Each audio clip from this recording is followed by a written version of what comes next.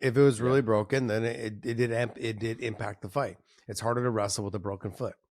I mean, it's kind of, I would think history has shown, or science would show, that it's hard to push off on that foot when it's broken. It's hurting. It hurts.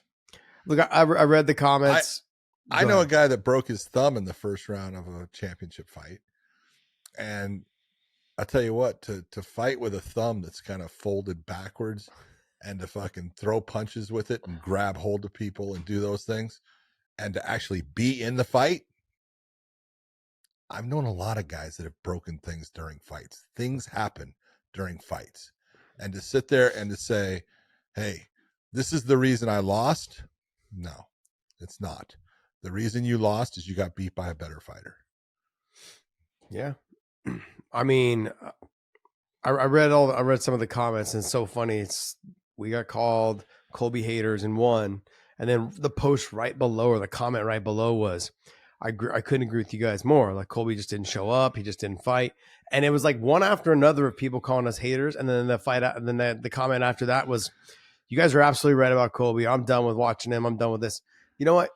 You guys should fight amongst each other in there. You guys are, it's like, it's so great. People are like, you guys hate Colby. You guys, dude, we don't hate any fighter. I don't hate any fighter. I can't speak for John. Maybe he does, but no. I don't hate any fighter. I try to call it as best I can. If you guys don't like it, then you don't call like it the way you see it. Yeah. And so Colby, I think, is good for the sport. I think that what he did was he overstepped, and you guys can call me a Karen. It's so funny. I was loving to hear that I was a Karen in the comments. I was loving to hear that I was a staunch liberal. That made me laugh. But this is one of those things, or they said, take your commie California ass back or some shit like that. I was like, oh, wow, this is great. Because, a ton of Californians moved to Texas because they're, anyways. It just was, this is one of those things where if he broke his foot, he broke his foot. Then maybe that explains why he couldn't wrestle, or he wasn't wrestling as much as he could have. Maybe he didn't wrestle as much as he wanted. Yeah.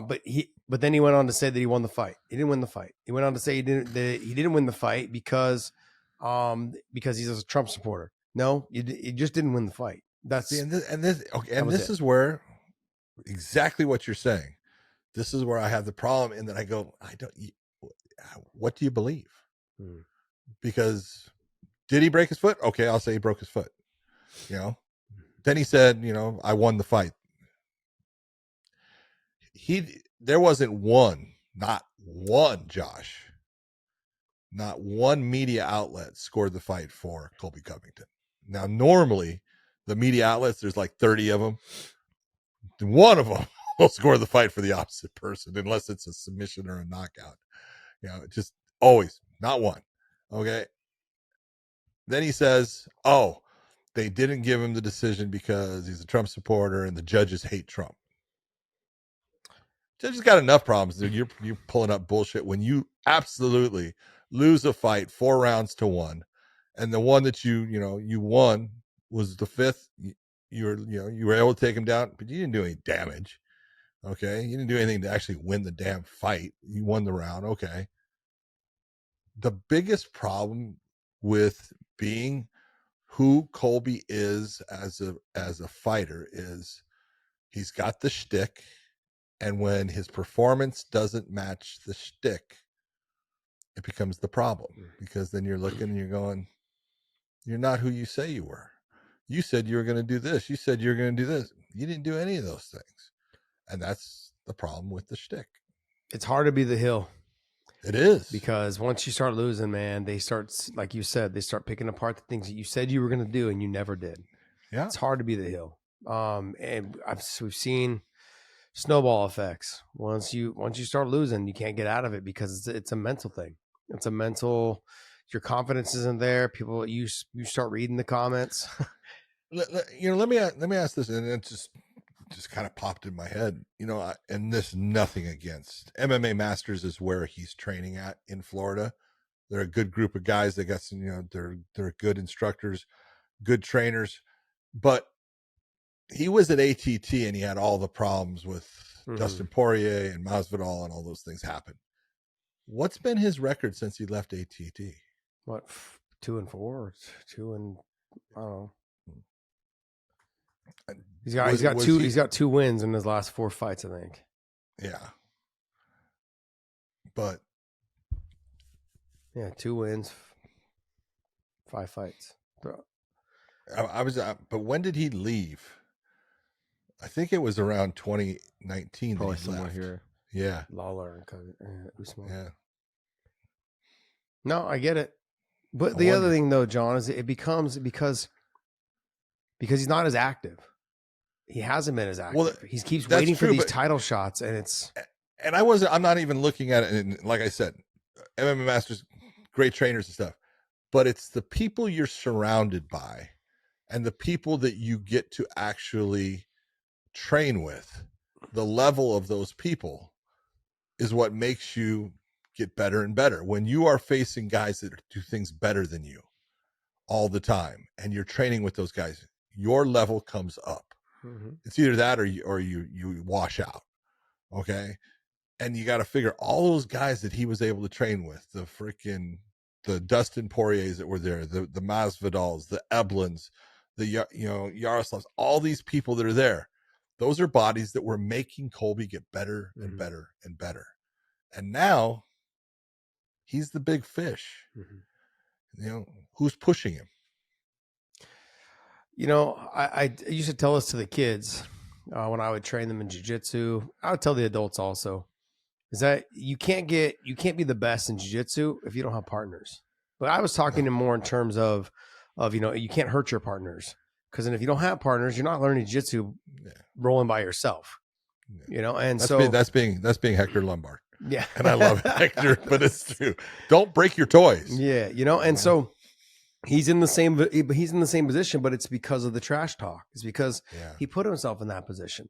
The other thing with this is that doing the trash talk, in being so vocal like this, and causing problems at that one gym at ATT, where pretty much everyone loves to train, you've now told every coach in the country or in the world that you're not easy to work with, and you could potentially be a cancer.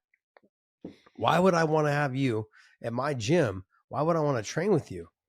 And who would I bring in to work with you at the level which you need help with, that isn't going to hate me for training you?